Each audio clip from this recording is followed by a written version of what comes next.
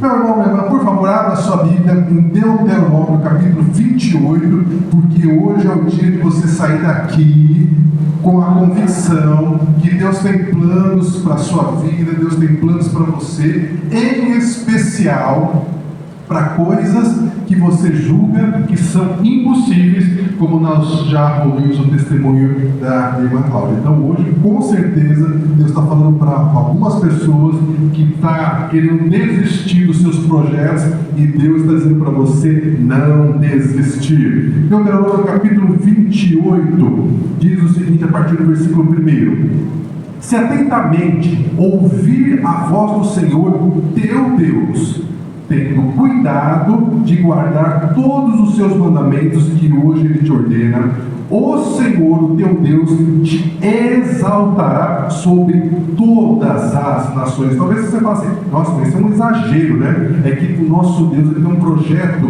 não apenas para o tempo de vida nosso aqui na Terra, mas para toda uma eternidade. Então, aquilo que Ele vai fazer com você é por toda uma eternidade, por isso que você vai ser exaltado sobre todas as nações.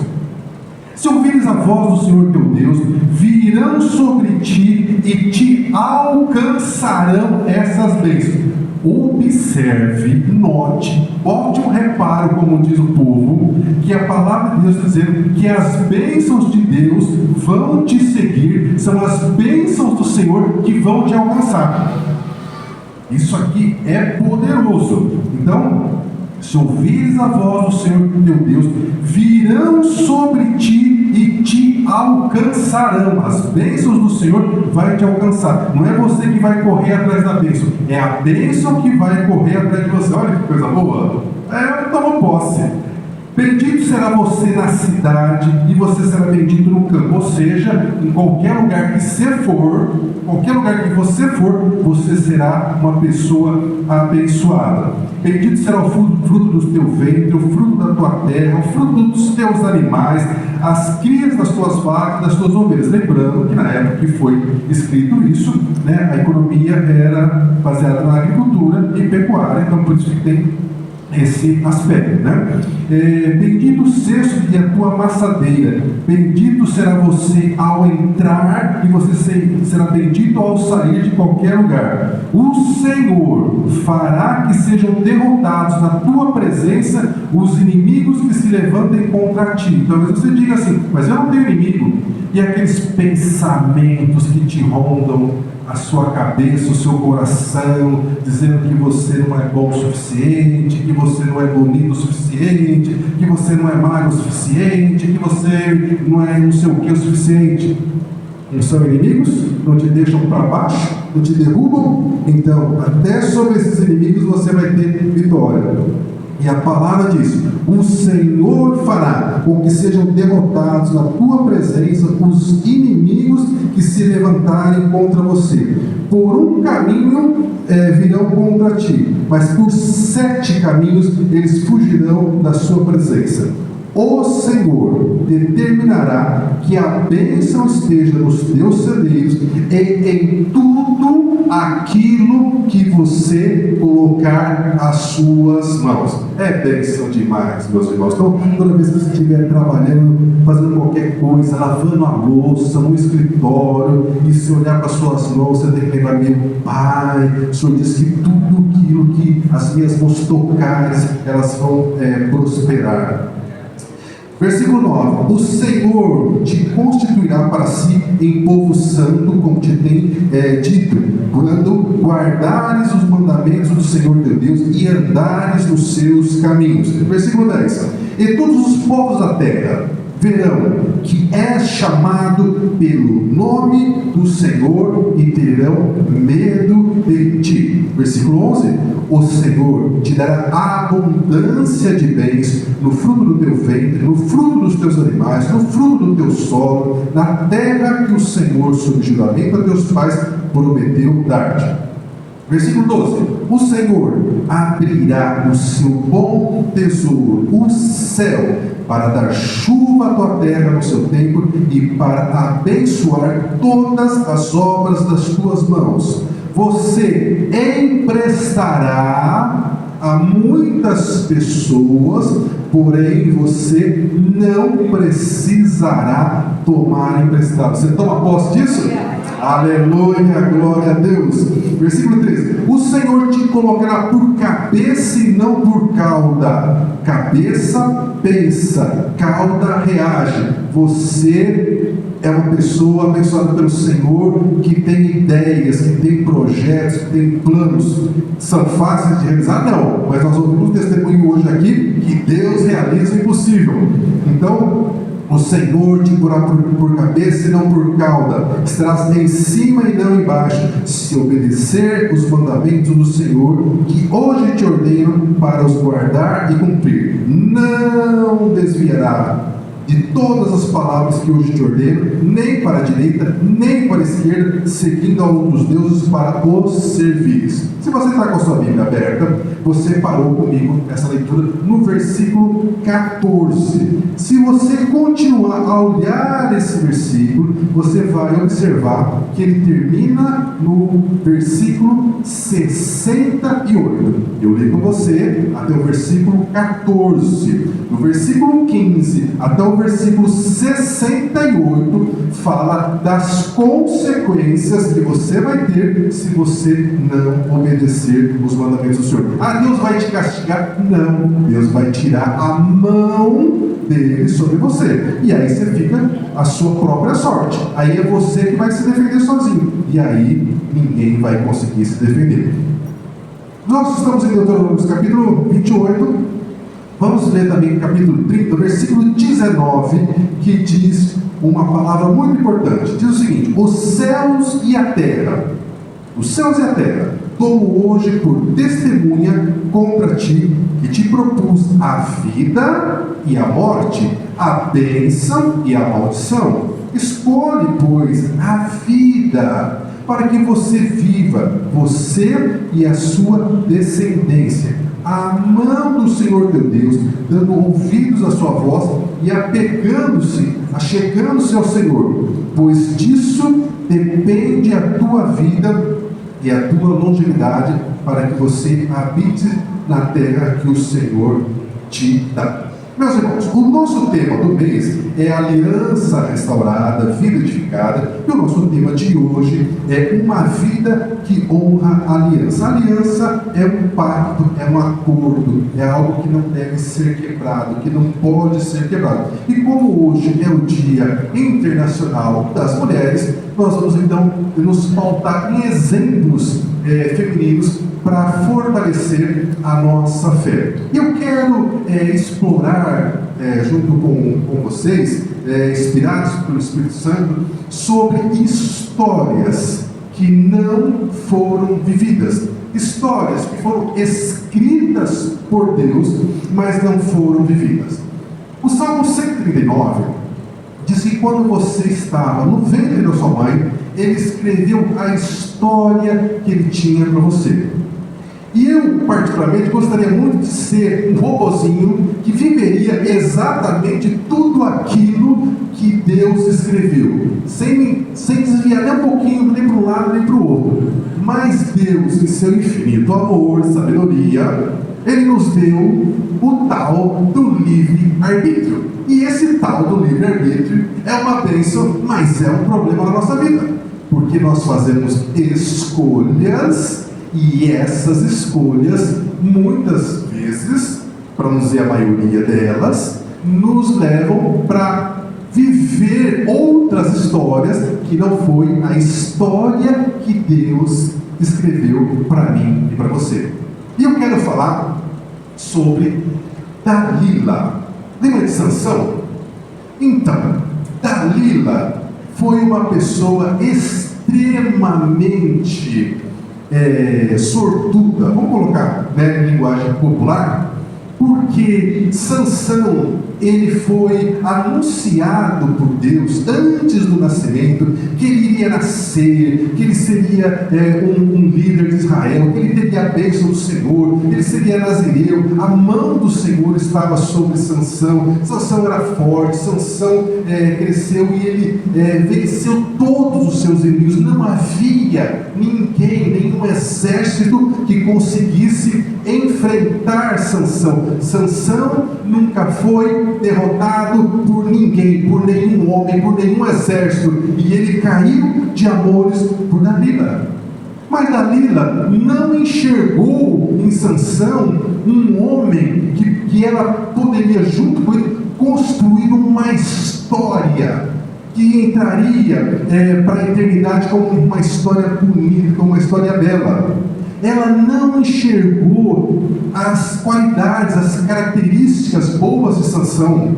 Ela achou que Sansão era só um passatempo. Tanto é que quando ofereceram umas moedas de prata para ela e fizeram uma pressão lá sobre a família dela, ela traiu Sansão, ela enganou Sansão. Você conhece a história, cortaram os cabelos dele, ele perdeu a força, ele perdeu os olhos, furaram os olhos de Sansão. Sansão virou um palhaço. E a Bíblia não fala que ele virou um palhaço, mas fala que ele estava preso. Em um determinado momento, os inimigos chamaram Sansão para que ele entretesse o povo. Então, estou aqui colocando na minha interpretação que Sansão virou um palhaço, porque Dalila não enxergou, não valorizou quem Sansão era. Porque se ela tivesse um mínimo de bom senso, um mínimo de visão, ela iria enxergar que ela era, na sua época, a mulher mais impressionante, mais poderosa do mundo. Porque o homem que era apaixonado por ela era um homem que não era derrotado por ninguém. Imagine o que eles não poderiam construir juntos. Imagine, por exemplo, quando Davi ficou nervoso porque ele pediu lá uma ajuda para os seus soldados e tudo mais, né? E o fazendeiro não quis ajudar, e Davi irado falou assim: eu vou matar todo mundo. E a mulher desse fazendeiro, uma mulher sábia, inteligente, coerente, chamada Abigail, ela reuniu comida, bebida, chamou os servos e disse: vamos levar para Davi. E no meio do caminho ela encontra Davi, que vinha com seus soldados, todo mundo com espada na mão, disposto a matar todo mundo. E ela disse: Davi, que você não faça isso, que você não tenha sangue do seu povo sobre as suas mãos, porque você é ungido do Senhor, você será rei do nosso povo. E ela começa a falar, e o Davi desmonta. Davi, que era sanguíneo, que estava sempre com a espada na mão, ele desmontou por causa das palavras sábias de Abigail. Agora imagine você, se Sansão, ao invés de ter se enamorado de Dalila, tivesse encontrado uma mulher como Abigail, que seria a vida de Sansão, o que seria do povo de Deus por causa desse casamento, por causa dessa união. Mas Dalila nunca viveu essa história, porque ela não enxergou aquilo que chegou às mãos dela. E quantas vezes nós reclamamos da nossa vida porque nós achamos que nós não nascemos na família certa, que nós não nascemos com uma quantidade de dinheiro certa, que nossa família não é aquilo que a gente gostaria, que a gente não nasceu no corpo certo e tantas outras coisas. Mas eu pergunto para você, se você, do jeito que está aí, se você não tivesse olhos, o que você daria para poder enxergar? Do jeito que você está aí, com a sua vida, cheio de problema, se você não pudesse andar, o que você daria para você poder se locomover? Se você não pudesse ir no banheiro fazer xixi, se tivesse que ir numa clínica para fazer hemodiálise, que seu rim não funciona, o que você daria para o seu rim funcionar? Você percebe, meus irmãos, que nós somos colocados numa armadilha. A nossa vida nunca está boa, o nosso corpo nunca está bom, a nossa conta bancária nunca está boa, as nossas emoções nunca tá bom, nunca está bom. Agora a gente está vivendo uma época que está todo mundo aí aplicando o manjar, e o povo emagrece, emagrece, e o povo que tem mais de 40 anos fica parecendo uma uva passa, porque emagrece, depois de 40 anos não pode emagrecer muito, tem que ficar meio gordinho porque estica, E aí eu fico pensando, agora é outro problema, né? Porque agora vai querer esticar. Aí depois para de aplicar o manjar, aí engorda, e enfim, não tem fim o negócio. Então, meus irmãos, nós precisamos olhar para aquilo que nós temos na nossa mão. Quantos limões a vida colocou no seu colo? Você tem obrigação de transformar esses limões, eu aqui matando o português, né? Você tem que pegar esses limões e transformar em limonada. Ah, mas não tem gelo, eu não gosto de limonada sem gelo. Meu irmão, é melhor você tomar uma limonada na temperatura ambiente sem gelo do que morder esse limão aí e não dar conta. Porque você tem que resolver. Esse negócio é com você. Eu não vou conseguir viver a sua vida, você não vai conseguir viver a minha. Eu não vou conseguir resolver os seus problemas e você não vai conseguir resolver os meus. Então, o que nós vamos fazer? Pedir que o Senhor nos capacite para que a gente possa viver tudo aquilo que a gente tem. Segundo exemplo, segundo e último exemplo. Lembra de Jezabel? A rainha Jezabel. Outra mulher que não viveu tudo aquilo que ela poderia viver se ela fosse uma mulher como Ruth. Lembra da história de Ruth? Ruth era de Moabe, um país vizinho de Israel, e Noemi, que era do povo de Deus, se mudou para Moabe, morreu, né? O marido da Noemi morreu, os dois filhos da Noemi, e um desses filhos era o marido da Ruth. E então a Noemi, né, sem marido, sem filho, ela decidiu que ela iria voltar para o povo dela, para o país dela, porque afinal de contas ela era imigrante lá, né, em Moabe. E ela chamou as duas noras e falou: olha, a situação vocês sabem como é que está, a gente não tem mais marido, nenhuma de nós, e também não tem mais dinheiro. Então, daqui para frente é cada um por si, Deus por todos, eu vou para o meu povo, vocês vão para a família de vocês e cada um se vira. Estou dando aqui minha interpretação, né? Claro que foi mais bonito do jeito que a Noemi falou. E aí, uma das noras se despediu e foi embora, e a Ruth disse o seguinte, Ruth capítulo 1, versículo 16. Veja que a mulher é tão importante, ficou tão importante, que ganhou até um livro na Bíblia por causa das atitudes dela. Viúva, sem dinheiro, sem perspectiva. Ruth disse para a sogra, ela não disse para o amor da vida dela, Ruth disse para a sogra: não insista, minha sogra, a sogra que eu ensinei para você entender, não insista, minha sogra, para que eu te abandone e para que eu deixe de te seguir, porque aonde quer que você for, eu irei. Aonde quer que você pousar, eu pousarei. O teu povo será o meu povo, e o teu Deus será o meu Deus. E ela remata: onde quer que você morrer, morrerei eu, e ali serei sepultada. Assim faça o Senhor, e outro tanto, se outra coisa que não seja a morte me separar de ti. Você conhece a história?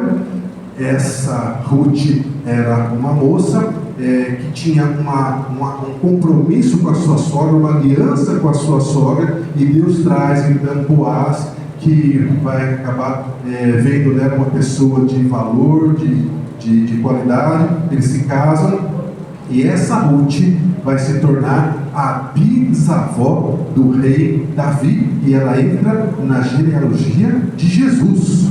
Agora imagine você a história. Está lá o rei Acabe. O rei Acabe casou com Jezabel. Jezabel, que sabia que estava indo para o povo de Israel para ser a rainha das 10 tribos. Depois que o povo de Deus dividiu em 2 reinos, a tribo do norte tinha 10 tribos, era a maior tribo, com a maior quantidade de pessoas, de riquezas, ou seja, ela estava indo para reinar junto com o rei Acabe. E ao invés dela fazer como Ruth e dizer para o rei Acabe: olha, o seu Deus será o meu Deus, o seu povo será o meu povo, ela fez o contrário. Ela quis trazer os ídolos do povo dela para o reino de Israel. E aí acontece aquele episódio do desafio de Elias. E o desafio acontece. Elias propõe lá que os profetas de Baal viessem, eles vieram, e aí o Elias disse: olha, nós vamos matar o boi, vamos colocar o boi aqui em pedaço, e nós não vamos botar fogo. Como vocês são 400 profetas, vocês vão começar a orar aí, e o Deus de vocês vai mandar fogo do céu. E o Deus que mandar fogo do céu e acabar com esse boi cortado aqui, esse vai ser o Deus de Israel. E nós vamos adorar esse Deus de Israel. E como vocês são maioria, começa vocês. E a Bíblia fala, e Elias era meio debochado. Eles começaram de manhã até o meio-dia e nada. E o Elias disse: não, gente, talvez o Deus de vocês esteja dormindo, esteja passeando, esteja viajando, grita mais aí, dá os pulos de vocês. O que acontece? E você sabe a história, nada aconteceu, e eles disseram: agora é comigo. Aí estava lá o boi lá, e falou: bom, só o boi não, agora eu quero que vocês joguem água, joga mais água, eu quero que vocês tenham convicção. E aí, depois de jogar muita água, Elias ora, o fogo cai do céu, consome aquele boi, o povo fica perplexo.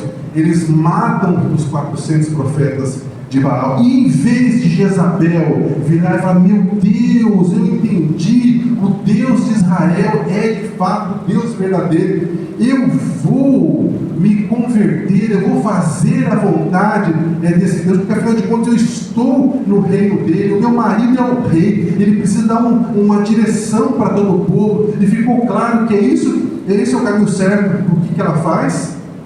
Eu vou mandar matar esse profeta Elias. E aí a história prossegue. O rei Acabe dá ouvidos a Jezabel. Isabel influencia o rei Acabe durante toda a vida dele. Chega um momento que tem lá um senhor que tem um sítiozinho lá que planta uvas, e o rei Acabe quer comprar esse sítiozinho. O homem não quer vender, e aí a Jezabel fala assim: nós vamos montar um plano, vamos falar que ele contou umas histórias aí, e nós vamos mandar matar esse sitiante aí a pedrada, e o sítio vai ser seu. E eles fazem isso. E aí então Deus dá uma ordem para o profeta Elias entregar para o rei Acabe, sendo que tanto ele, o rei, quanto a Jezabel iriam morrer. E você sabe como é que a história acaba para Jezabel? Uma mulher que estava casada com o rei de Israel, a história dela acaba, ela está numa janela do palácio, chega um oficial que vai se tornar rei, e ele de baixo, a cavalo, ela em cima do palácio pela janela, e ele fala assim: quem de vocês aí que está do lado de Jezabel é do meu lado? Se tiver alguém, joga ela daí de cima. Eles jogaram ela caiu no chão, espatifou sangue para todo lado. Os cachorros vieram, começaram a comer o corpo dela, só sobrou a cabeça, as mãos e os pés. O corpo os cachorros comeram, porque ela não viveu a história que ela poderia viver se ela tivesse seguido a vontade de Deus. Então, meus irmãos, eu sei que com vocês não será assim, mas nós precisamos aprender com a história para não repetir os mesmos erros. E essa noite é uma noite em que Deus está dizendo que você tem valor e que Ele vai realizar os seus sonhos, os seus planos. Mas veja o testemunho da Cláudia, não foi no tempo dela. Mesmo depois, quando a passagem estava comprada, o hotel estava pago, estava tudo certo, ainda assim existia um impedimento. Mas no tempo que Deus determinou, ela foi, viajou e desfrutou. E assim será com você em todas as... E talvez você diga assim: mas eu não quero viajar. Não, talvez o seu impossível seja a conversão de alguém na sua casa, talvez seja um problema na saúde, talvez seja isso ou aquilo, não importa. Deus sabe aquilo que você precisa. Então, como nós estamos no Dia Internacional da Mulher, e eu quero já chamar os irmãos do louvor, se quiserem voltar, às vezes a gente ouve, algumas pessoas dizendo: olha, todos os problemas do mundo é por causa de uma mulher, é por causa de Eva, e se não fosse Eva no Jardim do Éden, nada disso tinha acontecido. Olha, é bem verdade. Então vamos aprender com a história de Eva. No início da história, ela estava no jardim, havia paz, havia comunhão com Deus, a vida lá era perfeita. Mas naquele momento da vida dela, Eva ouviu uma voz, e a voz que Eva ouviu não era a voz de Deus, era a voz da serpente, que representa o inimigo. O inimigo distorceu as palavras de Deus e ofereceu, sugeriu à mente de Eva coisas que pareciam belas, agradáveis aos olhos. E a Eva tomou uma decisão de desobedecer à orientação que ela e Adão tinham recebido do Senhor, que não era para comer do fruto do conhecimento do bem e do mal. Por causa disso, o pecado entrou no mundo, as tragédias entraram no mundo e nós estamos vivendo tudo aquilo que nós vivemos até Jesus voltar e mudar definitivamente o rumo da história da humanidade. Então, essa separação de Deus nos atingiu e nós estamos sofrendo com isso. Agora, meus irmãos, não pense que com você e comigo não acontece a mesma coisa. A Bíblia fala que o inimigo vem para roubar, matar e destruir. E da mesma forma que falou com Eva, fala com você e fala comigo. Então, ele lança dúvidas, o inimigo distorce as promessas de Deus para você e oferece coisas que parecem maravilhosas. Porque afinal de contas, os outros estão fazendo, os outros estão desfrutando, só você que não. Mas no fim, a gente sabe que é mentira, é ilusão, é destruição. Então, hoje, no Dia Internacional da Mulher, se há quem fale que por culpa de uma mulher entrou o pecado no mundo, por causa de uma outra mulher entrou a redenção, nasceu o Salvador, e nós podemos nos alegrar por isso. Então, o nome, meus irmãos, dessa outra mulher é Maria, como você sabe, aquela que se tornou a mãe do Messias. Maria podia ter recusado a missão que ela recebeu, ela poderia ter duvidado, como fez Zacarias, poderia ter escolhido um outro caminho, mas ela respondeu: eis aqui a serva do Senhor, cumpra-se em mim a tua palavra. Ela foi obediente.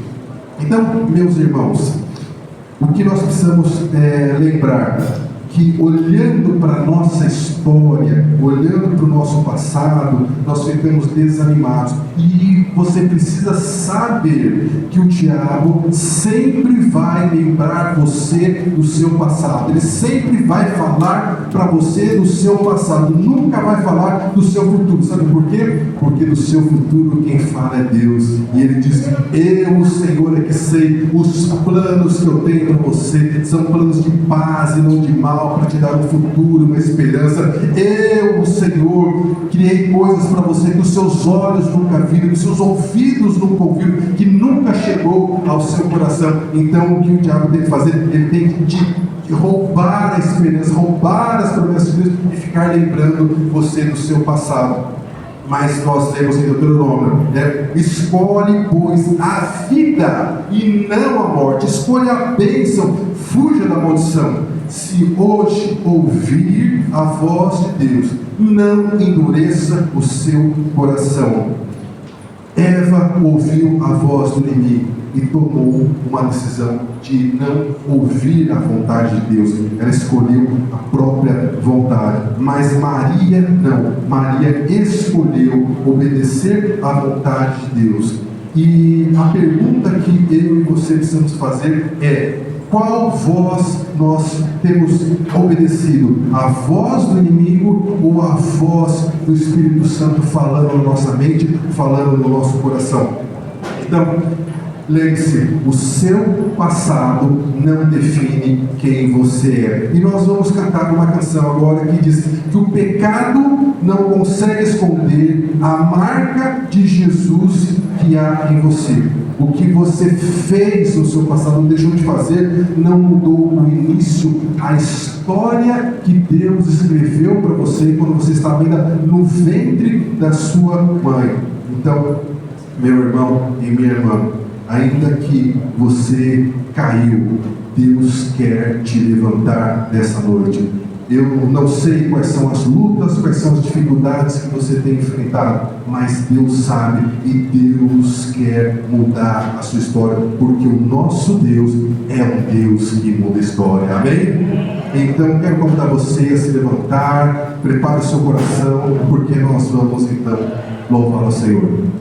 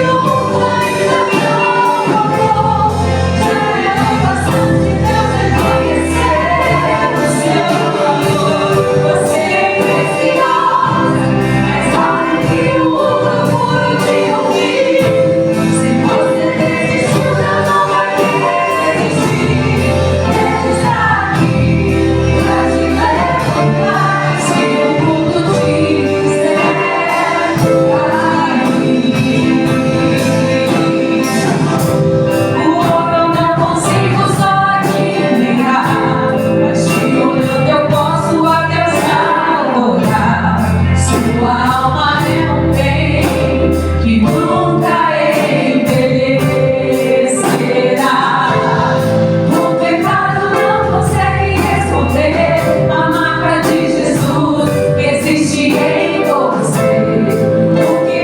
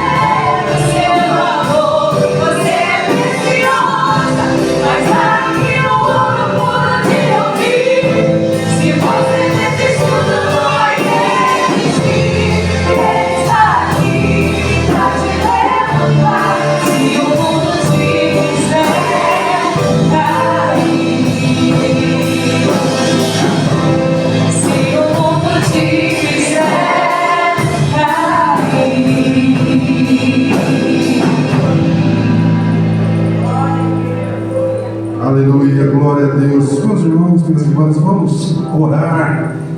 A Cláudia comentou, né, de ungir, as pessoas que quiserem ser ungidas. Então, quero convidar, se você quiser ser ungido, vem aqui. Cláudia, vem em frente também, irmão. Por favor, já que você trouxe de tão longe esse óleo, acho que o mais indicado é que você faça isso em nome de Jesus. Enquanto isso, nós vamos continuar.